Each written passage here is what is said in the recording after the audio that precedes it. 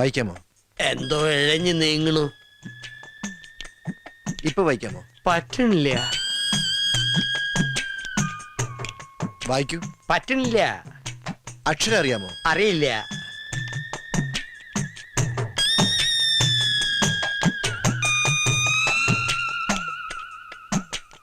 ഇപ്പൊ കാണാമോ? കാണാം. നിങ്ങൾക്ക് വ്യക്തമായി കാണാമോ? വ്യക്തമായി കാണാം. ഓക്കെ.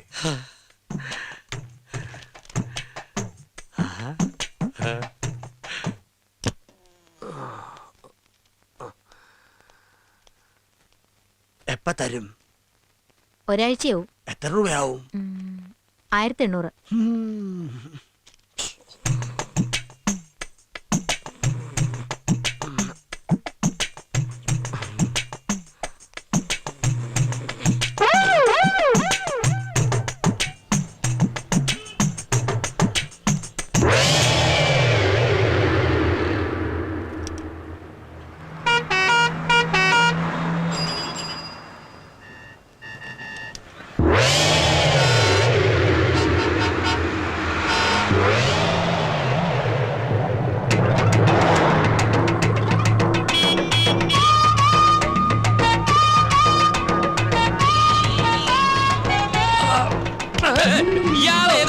നേരെ നോക്കി നടക്കണോ?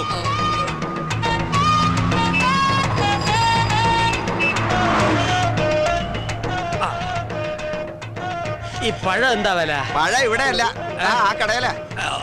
ഓ, പഴഞ്ചെരിപ്പാ.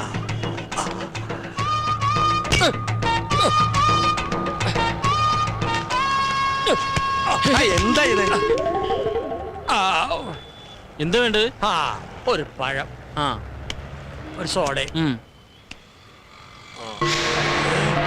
ഇതെന്താ പഴം ചോദിച്ചപ്പോ പടവലങ്ങാ തന്നത്? അത് പഴം തന്നെയാ, റോബസ്റ്റാ. ഓ, ഇത്ര നീളം.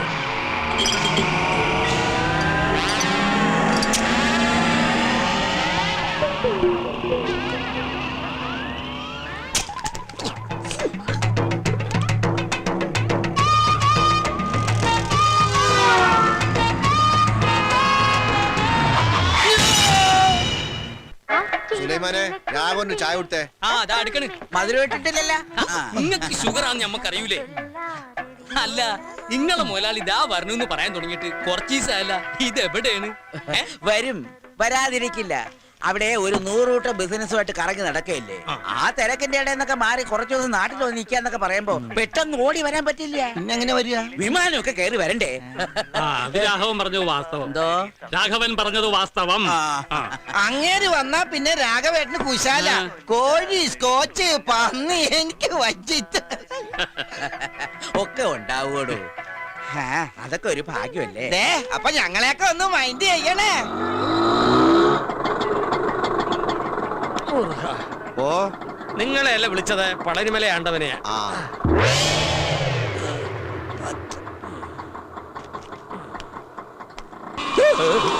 അയ്യോ പാവം, ആ പിച്ചക്കാരന് വല്ലതും കൊടുത്തുട്ടേക്കാ.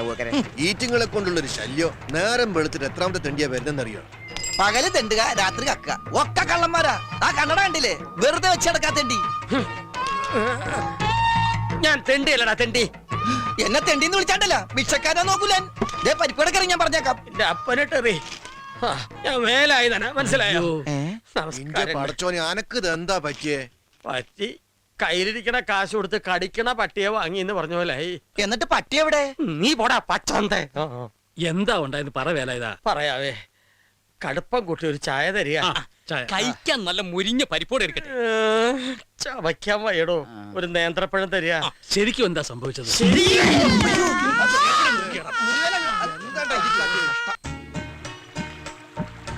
അപ്പൊ ഇനി 2 മാസം കഴിഞ്ഞ് പോയാ പിന്നെ ഇങ്ങോട്ട് വരികയില്ല? അല്ല, ഇനിയിപ്പോ പോവില്ലാന്ന് വെക്കാ. അപ്പൊ എന്തെങ്കിലും കുഴപ്പമുണ്ടോ? അയ്യടാ, പോയിട്ടില്ലെങ്കിൽ പിന്നെ അസലായി. എനിക്ക് പഠിക്കാനുള്ളതാ. പഠിച്ച് ഡിഗ്രി എടുത്ത് ഒരു വലിയ ഡോക്ടർ ആവണം, എന്റെ അച്ഛനെ പോലെ. നിന്റെ അച്ഛൻ ഡോക്ടറാ? പിന്നെ അതറിയില്ലേ? ഞങ്ങളുടെ നാട്ടിലെ ഏറ്റവും നല്ല ഡോക്ടർ എന്റെ അച്ഛനാ. എന്താ പേര്? Doctor Madhavan, BSc MBBS. അപ്പൊ നിങ്ങളുടെ വീടൊക്കെ ടെറസാവൂല്ലേ? അതെല്ലോ. കാറൊക്കെ ഉണ്ടോ വീട്ടില്? എന്ത് നിറ? ചുവപ്പ് മാരുതി സെൻ.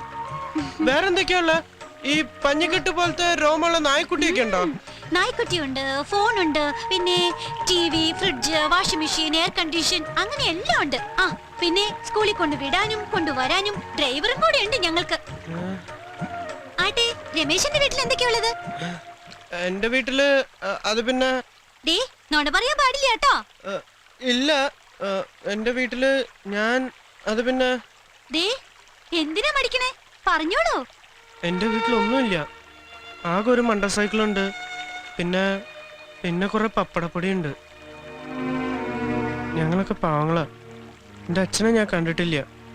എനിക്ക് 1 വയസ്സുള്ളപ്പോൾ അത്ര അച്ഛൻ മരിക്കണേ. അമ്മയ്ക്ക് 2ാമത് കല്യാണം കഴിഞ്ഞു. അതിൽ കുട്ടികൾ വേറെ ഉണ്ട്. ചെറിയച്ഛൻ എന്നും എന്നെ വെറുപ്പാ. എന്നെ തീരെ ഇഷ്ടമല്ല. എപ്പോഴും എന്നെ ചീത്ത പറയും. വിഷമായില്ലേ? സാരില്ല, എല്ലാവർക്കും അവരവരുടേതായ കഷ്ടപ്പാടും സങ്കടങ്ങളും ഒക്കെയുണ്ട്. ഞാൻ പറഞ്ഞതെല്ലാം മനസ്സിൽ നിറഞ്ഞു നിൽക്കണ കുറെ സ്വപ്നങ്ങൾ മാത്രമാണ്. രമേശിനെ പോലെ തന്നെയാ ഞാനും. എനിക്ക് 2 അനിയത്തികളാ. അച്ഛനെ കൊണ്ട് ഒരു കാര്യമില്ല. ഓർമ്മ വച്ച മുതല് വീട്ടിലെന്നും അമ്മയായിട്ട് ബഹളമാണ് അച്ഛൻ. ഒരിക്കല് അച്ഛന്റെ അടി കൊണ്ട് അമ്മ സുഖമില്ലാതെ കിടപ്പിലായി. പിന്നെ അമ്മയെ ശുശ്രൂഷിക്കാനും വീട്ടിലെ പണിക്കുമായിട്ട് എന്റെ പഠിപ്പ് നിർത്തി. കൂട്ടുകാരൊക്കെ സ്കൂളിൽ പോണ കാണുമ്പോ സങ്കടം സഹിക്കാണ്ട് കുറെ കരയും. എപ്പോഴോ ദൈവം എന്റെ പ്രാർത്ഥന കേട്ടിരിക്കണം. ഒരു ദിവസം മാഷി വീട്ടിൽ നേരിട്ട് വന്ന് എന്നെ വീണ്ടും പഠിപ്പിക്കണമെന്ന് അച്ഛനെ നിർബന്ധിച്ചു. ഇന്ന് സ്കൂളിൽ നന്നായിട്ട് പഠിക്കുന്ന കുട്ടി ഞാനാ. എന്ത് കഷ്ടപ്പാട് സഹിച്ചാലും ശരി, എനിക്ക് പഠിക്കണം. പഠിച്ചൊരു ഡോക്ടർ ആവണമെന്ന് ആഗ്രഹം. നടക്കുമെന്നറിയില്ല. തീർച്ചയായും നടക്കും. വലിയ ഡോക്ടറൊക്കെ ആയാല് നമ്മളെയൊക്കെ ഓർക്കുവോ? ഓർക്കും. സ്കൂളിൽ പഠിക്കാത്ത ഈ കാക്കക്കുറുമ്പനെ മറക്കില്ല.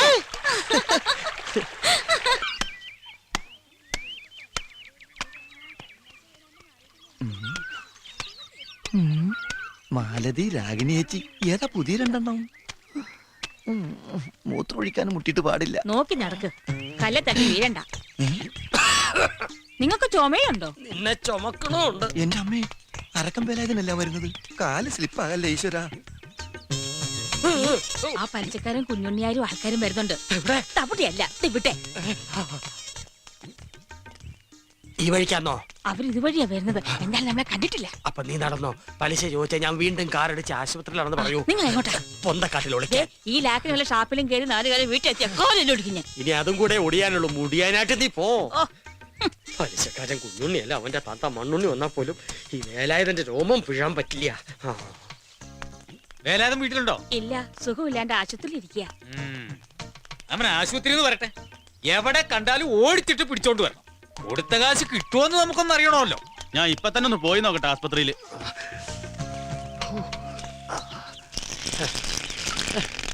ഇത് മഴ പെയ്യണോ? ഇല്ലല്ലോ.